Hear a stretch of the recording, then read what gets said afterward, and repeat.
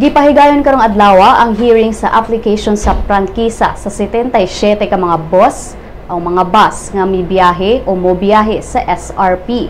Ato sa hearing, may sumiter og kopya sa ilang opposition letters ang mga leader sa transport group sa Cebu isip pagsupak sa pag-operate sa my bus nga gipanag-iya sa Metro Transit.